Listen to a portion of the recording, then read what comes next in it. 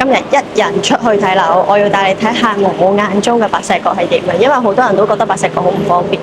咁有兩種方法，一種好似我而家咁樣啦，搭地鐵；一種係搭小巴。其實有個小巴直接咧就可以去到白石角㗎啦。但係我而家就選擇先搭地鐵，再去大學站轉車嘅。大學站出去之後咧，就要轉一轉車嘅。咁但係呢度出去好多車㗎，因為陣間你會見到嗰啲巴士。大學站出嚟呢邊咧，有好多巴士可以去白石角，同埋佢呢度有個中文大學嘅醫院咧，私家醫院嚟嘅，都幾方便。另外咧，喺呢度去馬鞍山其實都方便㗎。呢度就係白石角啦，嚟到呢一度呢，見到非常之舒服、悠閒嘅，而且呢度其實配套都齊全嘅。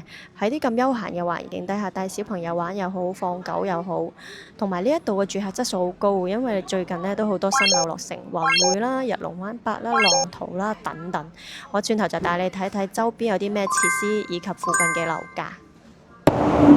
呢個就係宏匯嘅外形啦，而家係喺呢個吐露港個方向望翻過去。呢度有一個入口嘅，呢度就係嘉禧啦，嘉禧嘅大門口。再望一望佢個外形，呢個紅色嘅咧就係海逸灣2啦。因為海逸灣咧喺呢一度有兩個盤，海逸灣1同埋海逸灣2。2呢一邊咧就唔近海，1咧就係近海嘅。你認住2呢一邊係紅色咧，咁你就好易分噶啦。嗱，而家見到正前方咧唔同顏色落地玻璃藍藍地色嗰度就係1期啦。但係1期同2期雖然咁望落去好似通嘅，但係佢哋唔通嘅，佢哋有各自嘅會所嘅。中間就隔咗有個花園。呢度就係日龍灣8啦。日龍灣8咧就信和嘅。日龍灣8有個好大嘅好處就係一個對面馬路就係科學園啦。如果你喺呢一邊返工嘅話咧，非常方便。就算唔係，其實呢一棟咧就已經有食肆，咁就食嘢都相當方便。而呢一邊行出去咧就到海邊，休閒又好方便。我哋睇一睇佢嘅外形。呢個屋苑好大嘅，咁樣睇啦。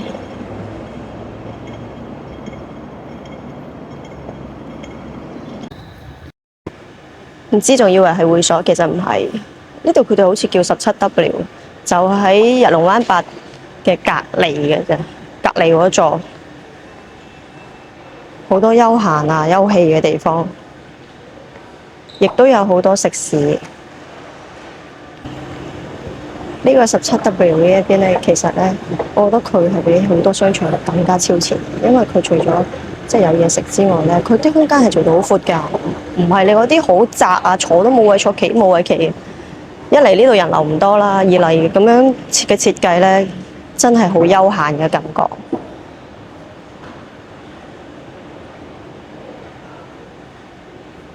睇下佢啲嘢食，其實真係都幾多嘢食。有啲人仲會特登揸車過嚟白石角呢邊食嘢添。Fusion 唔係好大間，但係起碼日常所需冇問題。科學園呢邊佢唔知係咪因為新整啦，佢周圍都幾休閒嘅，所以如果你住喺白石角呢，除咗你可以喺海邊散步之外，你亦都可以過嚟呢一邊散下步。好多人都會帶狗仔喺度行，或者帶小朋友喺度行。真係好悠閒，好舒服啊！海邊嘅餐廳咧都好 chill 㗎，即係你坐喺度食飯係咁樣望住個海咧。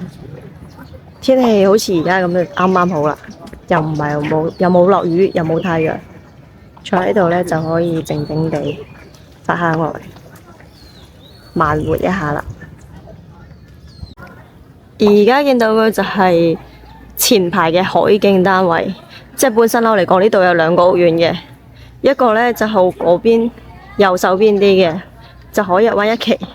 呢一邊咧就浪淘。嗱，前排海景嚟啦，前面就係海啦。除咗半新樓之外咧，仲有啲舊啲嘅樓盤嘅。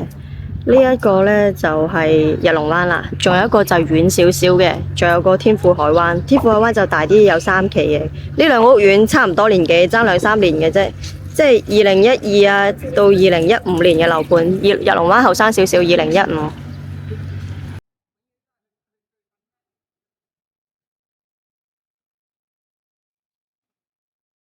記得點讚關注哦。